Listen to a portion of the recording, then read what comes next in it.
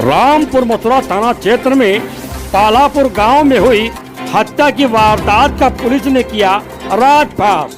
इस मामले में एक आरोपी को किया गिरफ्तार। सवालों के घेरे में है पुलिस का खुलासा। हालांकि पुलिस कह रही साक्ष्यों के आधार पर की गिरफ्तारी। रामपुर मथुरा में हुई थी 6 लोगों की हत्या। पुलिस ने किया राजफाश।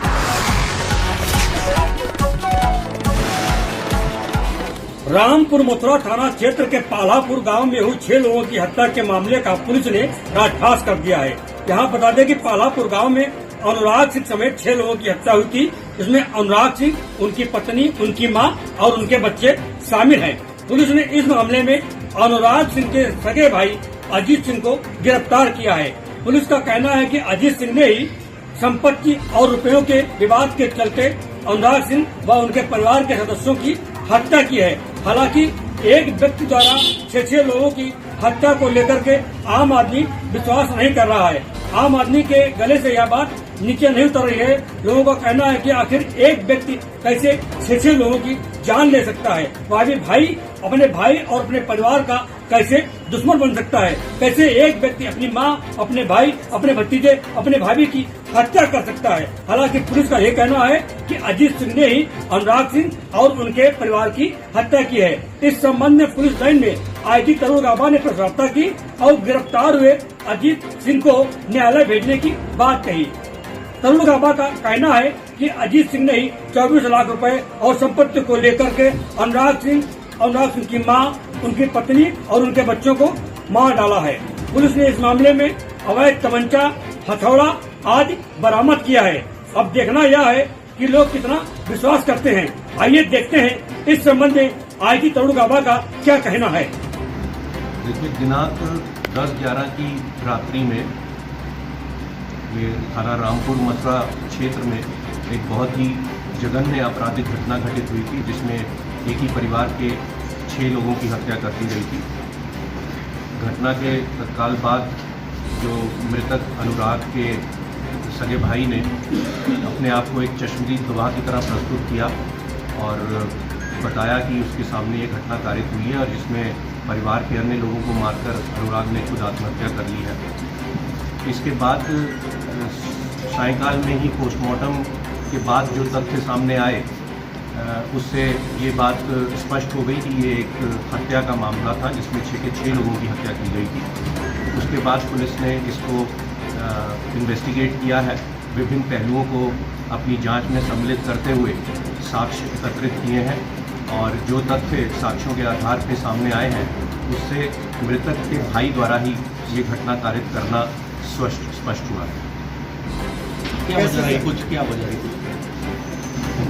ये जो अभियुक्त है अजीत, इसके द्वारा कुछ पैसे और ज़मीन के विवाद के चलते हुए ऐसा महसूस किया जा रहा था कि इसके भाई और उसकी भाभी द्वारा उनसे ये प्रताड़ित महसूस कर रहा था और इसको लग रहा था कि वो इसके साथ बेईमानी कर रहे हैं। एक 24 लाख का केसीसी लोन भी था जो उन लोगों ने पहले इससे बात की थी, वादा किया था कि वो इसको मिलके चुकाएंगे, जो कि इनके पिताजी के जीवित रहते हुए समय का लोन था, परंतु इनके द्वारा उससे इनकार कर दिया गया। घटना की रात्रि में भी ये एक इमीडिएट रीज़न रहा जिससे शुद्ध होकर इसने इस घटना को अंजाम दिया। कैसे सर सिलसिलेवार अगर बात करें, एक आदमी 6 लोगों की जान लेता है तो कैसे वो करता है? घटनाक्रम क्या रहा? देखिए, घटनाक्रम जैसे मैंने बताया कि जब हत्या के केस की विवेचना शुरू हो गई, जब ये स्पष्ट हो गया कि 6 लोगों की हत्या की गई है, उसके बाद जो ये अपने आप को चश्मदीद गवाह बता रहा था, उससे भी गहनता से पूछताछ की गई। CDR एनालिसिस किए गए, टावर डंप एनालिसिस किए गए। जो अन्य रिश्तेदार थे, पड़ोसी थे, गांव के लोग थे, उनसे भी बातचीत की गई, छानबीन की गई। जो प्रदर्श घटनास्थल पर बरामद हुए, जो कुछ दस्तावेज भी बाद में विवेचना में प्राप्त किए गए, उनसे ये स्पष्ट हुआ कि अभियुक्त अजीत द्वारा स्वयं ही इस घटना को कारित किया गया है।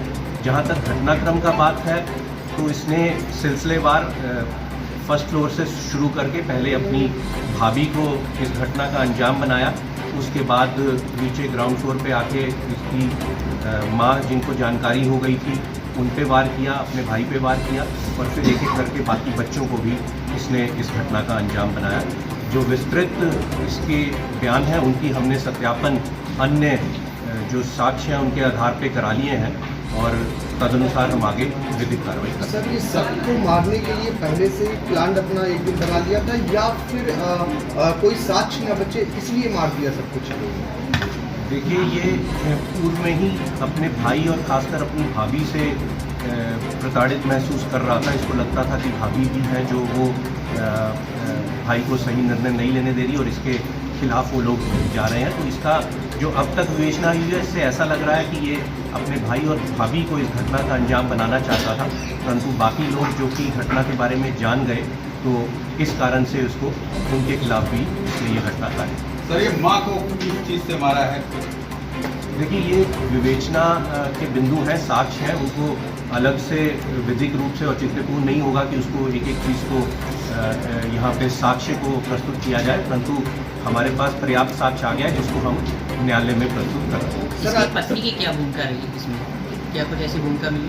देखिए, इसकी पत्नी और अन्य रिश्तेदारों उन सबकी भूमिका के संबंध में गहराई से छानबीन की गई थी, जांच की गई थी। उनकी लोकेशंस क्या रही हैं, क्या उनकी वार्ता हुई है, क्या जानकारी उनको थी, उस संबंध में विस्तृत विवेचना की गई है, परंतु अब तक की विवेचना से किसी अन्य रिश्तेदार का इसमें रोल नहीं आया।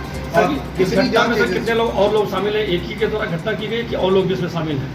जैसा कि मैंने बताया कि जो अब तक विवेचना की गई, जो साक्ष्य एकत्रित किए गए हैं, जो तथ्य सामने आए हैं और जो क्रांतिवीर लेखनी न्यूज से अनिल विश्वकर्मा की रिपोर्ट।